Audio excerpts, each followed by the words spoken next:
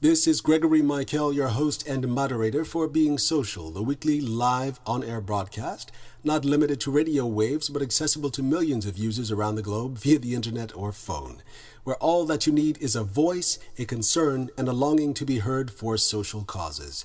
Join us this evening at 7:30 p.m. Eastern Time here in the States for Episode 6 of Being Social, as we explore the topic of high-speed rail in America to have or have not. We'll take a look at the history of the U.S. railway system's inception as well as its potential and why its progress has stalled in recent years. We'll also look at the industry that necessitated its invention. How is today's technology affecting the need for high-speed rail? We'll also further explore the economic impact of not investing more in high-speed rail, the ever-growing shift to inner-city living and its influence on progress of high-speed rail in the U.S., the success of Europe's rail system compared to the U.S. Is there any progress being made? We'll also look at the political aspects of high-speed rail in America. High-speed rail development was said to be one of many goals of the Obama administration, which came into office in January of 2009. And although they've made landmark reforms such as Obamacare, no such project for high-speed rail has been started under his tenure as president, and none will be completed by the time he leaves office in 2016. Some obvious benefits of high-speed rail are, well, in recent years, high jet fuel prices, congested airports and highways, and increased airport security rules all combine to make high-speed rail a more attractive option for passengers. A study conducted by the International Union of Railways indicated that high-speed rail trains produce 5 times less CO2 emissions than automobiles and jet aircraft. A brief history. The high-speed interurbans 1920 to 1941. During the period from 1900 to 1941, the majority of interurban travel was conducted by rail in the United States. Rail transportation was not high speed by modern standards, but intercity travel often averaged speeds between 40 and 65 miles per hour, or 64 to 105 kilometers per hour. Post-war period 1945 to 1960. U.S. passenger rail usage continued much the same as it had before World War II during the affluent post-war. By the 1950s, however, the construction of the U.S. interstate highway system and the jet airliner made long-distance travel over land possible in new ways, and traffic on American passenger trains began to decline significantly. The first attempts at high-speed rail from 1960 to 1990. Immediately following the creation of Japan's first high-speed Shinkansen, U.S. President Lyndon B. Johnson, as part of his Great Society Infrastructure Building Initiatives, asked the U.S. Congress to devise a way to increase speeds on American railroads. Thus, Congress delivered the High-Speed Ground Transportation Act of 1965, which passed with overwhelming bipartisan support and helped to create regular metro liner service between New York City and Washington, D.C. Imagine that. There was a time when the parties actually worked together for the people's interest. Lessons to be learned from history. The new service was inaugurated in 1969, and speeds reaching 200 kilometers per hour or 125 miles per hour and averaging 145 kilometers along the route, faster than even Acela Express today, going from New York to Washington. What? I know. My thoughts too. Clearly, the United States has its own definition of high-speed rail.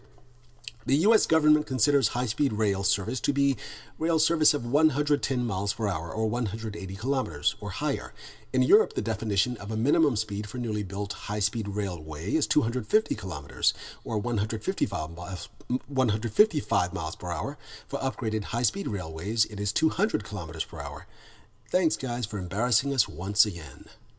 During the period from 1900 to 1941, most of the major railroads has faster than normal trains called express trains on their mainline routes, for example, the Empire State Express between major towns and cities. Now, during the 1930s, railroads began to develop even faster express service than the previous streamliner trains, which provided express trains. The High-Speed Ground Transportation Act of 1965, despite plans for high-speed rail dating back to the High-Speed Ground Transportation Act of 1965, in 2012 Amtrak proposed a $151 billion plan to build its first dedicated high-speed rail line by 2040. Give Amtrak points for trying. Amtrak's proposal called for construction of a high-speed capable rail line that would allow for a speed of 220 miles per hour, faster than any existing line in the world, which would cut trips between New York City and Washington, D.C. to 94 minutes. That's very significant. Bear in mind that Acela uses only conventional rail, whose top speed is lower and can be reached over short distances only. It has an average speed of between 68 and 82 miles per hour, or 109 to 132 kilometers per hour on its routes between Boston and New York and Washington, D.C. Acela's travel time between Washington and New York is 2 hours and 53 minutes compared to 2 hours and 30 minutes for Pacific Railroad's nonstop Metroliner in 1969, or an average speed of 79 miles per hour. Schedules between New York and Boston is 3 hours and 34 minutes, an average speed of only 63 miles per hour, with a 15-minute layover in New York. The entire end-to-end trip averages 68 miles per hour. Acela expressed and renewed interest in high-speed rail. In 1993, the U.S., taking note of the success of high-speed rail in Europe, attempted to improve service between Boston and New York by electrifying the Northeast Corridor north of New Haven, Connecticut, and purchasing new train sets to replace the now 30-year-old Metroliners and run on the newly electrified route. Some existing trains, the Swedish X2000 and German ICE-1, were tested, but finally the Acela, a new tilting train manufactured by Alstom and Bombardier, were selected. The largest project for America's high-speed rail is the California High-Speed Rail Network, which had yet to break ground in February of 2013 despite being approved by taxpayers in 2008 under the California Proposition 1A. That's 5 years. The taxpayers said, yes, we'll pay for it. Most high-speed rail systems use electricity for power, of course, so they lessen dependency on petroleum and can be powered by renewable energy sources or nuclear power such as Japan and France. Well, maybe not Japan. Perhaps this is where the political interests come in, lobbying anyway.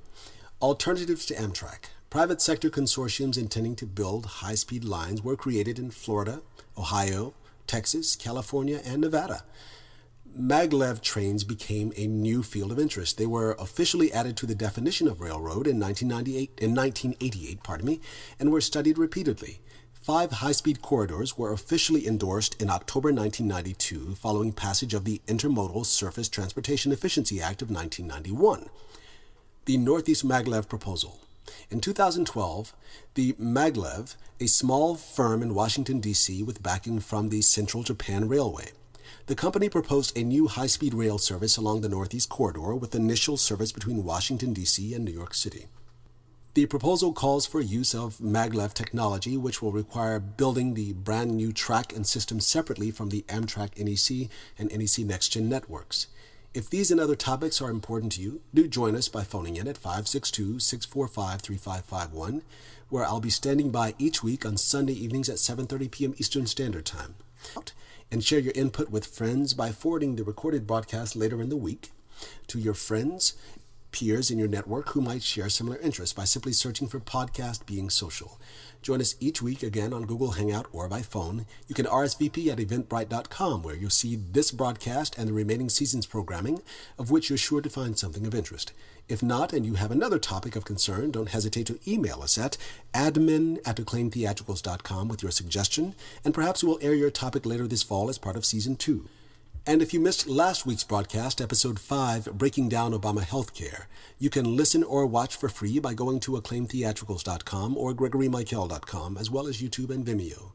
This program is distributed by Acclaimed Theatricals, LLC, broadcast from Manhattan absolutely free. It's without fees that we can be sure to provide our forum participants with an unbiased platform and are given one less reason not to take an active role as a concerned citizen. We can be contacted at admin@acclaimedtheatricals.com on our company site as well as Eventbrite. And if you wish to speak with us, do phone in at 562-645-3551 during the evening's broadcast, as well as throughout the work week with queries or topics for future programming. While visiting our feeds, feel free to sign up for our monthly newsletter, which is being released this coming Tuesday, June 17th, where you'll be provided with the full season's programming of topics, among which you're welcome to participate. Thank you for joining us, and come again for next week's Episode 7, America's Role in Foreign Policy Now. That's Sunday, June 23rd at 7:30 p.m. Eastern Standard Time. There are 19 free tickets remaining available on Eventbrite. This is Gregory Mikell, your host and moderator, saying goodnight.